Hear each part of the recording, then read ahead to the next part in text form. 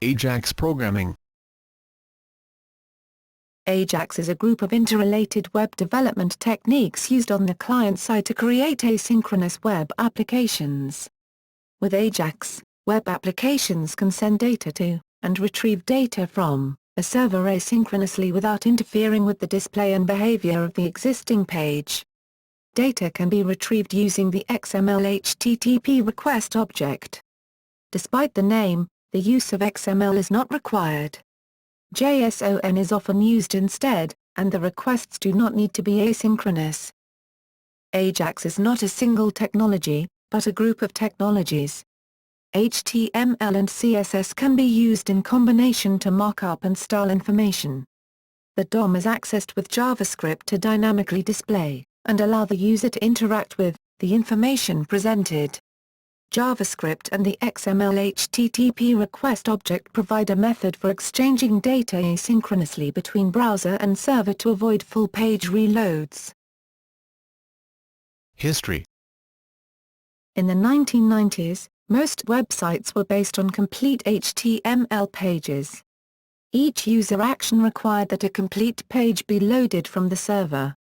This process was inefficient, as reflected by the user experience. All page content disappeared, then reappeared.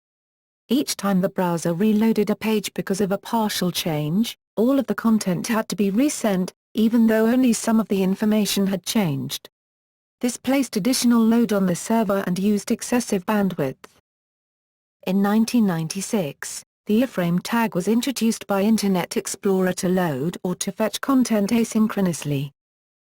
In 1998, Microsoft Outlook web app team implemented the first component XMLHttp by client script.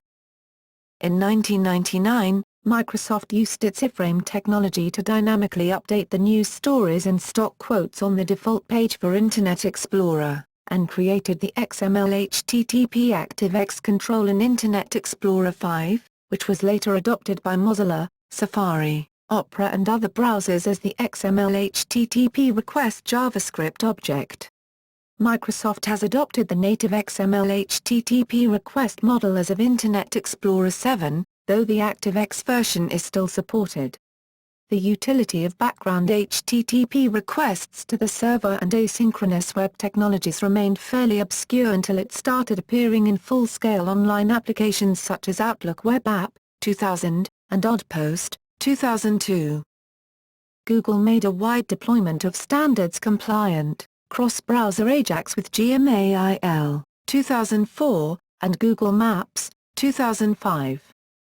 The term Ajax was publicly stated on February 18, 2005 by Jesse James Garrett in an article titled Ajax, a new approach to web applications, based on techniques used on Google Pages. On April 5, 2006, the World Wide Web Consortium, W3C, released the first draft specification for the XMLHttpRequest object in an attempt to create an official web standard. Technologies. The term Ajax has come to represent a broad group of web technologies that can be used to implement a web application that communicates with a server in the background, without interfering with the current state of the page. In the article that coined the term Ajax, Jesse James Garrett explained that the following technologies are incorporated: HTML, or XHTML, and CSS for presentation, the Document Object Model, DOM, for dynamic display of and interaction with data, XML for the interchange of data, and XSLT for its manipulation, the XMLHttpRequest object for asynchronous communication, JavaScript to bring these technologies together. Since then, however, there have been a number of developments in the technologies used in an Ajax application, and the definition of the term Ajax. XML is not required for data interchange and, therefore, XSLT is not required for the manipulation of data. JavaScript Object Notation, JSON, is often used as an alternative format for data interchange, although other formats such as pre-formatted HTML or plain text can also be used. Asynchronous HTML and HTTP, AHAH, involves using XMLHttpRequest to retrieve, X, HTML fragments, which are then inserted directly into the web page. Drawbacks. In pre-HTML5 browsers, pages dynamically created using successive Ajax requests did not automatically register themselves with the browser's history engine, so clicking the browser's back button may not have returned the browser to an earlier state of the Ajax-enabled page, but may have instead returned to the last full page visited before it. Such behavior, navigating between pages instead of navigating between page states, may be desirable, but if fine-grained tracking of page state is required, then a pre-HTML5 workaround was to use invisible iframes to trigger changes in the browser's history.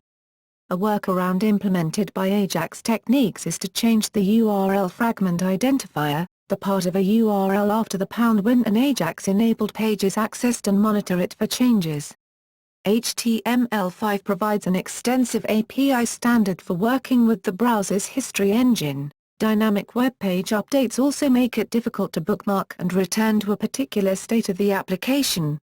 Solutions to this problem exist, many of which again use the URL fragment identifier. The solution provided by HTML5 for the above problem also applies for this. Depending on the nature of the Ajax application, dynamic page updates may interfere disruptively with user interactions, especially if working on an unstable internet connection.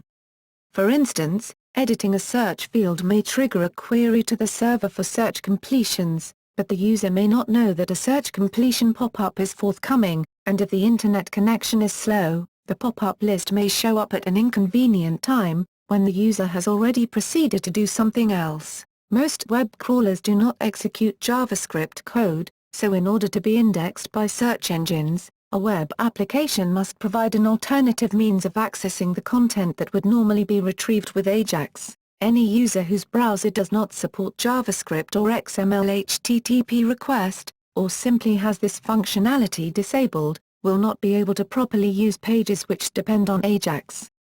Devices such as smartphones and PDAs may not have support for the required technologies, though this is becoming less of a problem. The only way to let the user carry out functionality is to fall back to non-JavaScript methods. This can be achieved by making sure links and forms can be resolved properly and not relying solely on Ajax. Similarly, some web applications that use Ajax are built in a way that cannot be read by screen reading technologies, such as JAWS. The WAI-ARIA standards provide a way to provide hints in such a case. Screen readers that are able to use Ajax may still not be able to properly read the dynamically generated content. The same origin policy prevents some Ajax techniques from being used across domains, although the W3C has a draft of the XMLHttpRequest object that would enable this functionality. Methods exist to sidestep this security feature by using a special cross-domain communications channel embedded as an iframe within a page, or by the use of JSON. The asynchronous callback style of programming required can lead to complex code that is hard to maintain, to debug and to test. Example. Here is an example of a simple Ajax request using the GET method. Get Ajax data JS. Send Ajax data PHP. This example uses the popular JavaScript library jQuery, to do the same thing as the example above.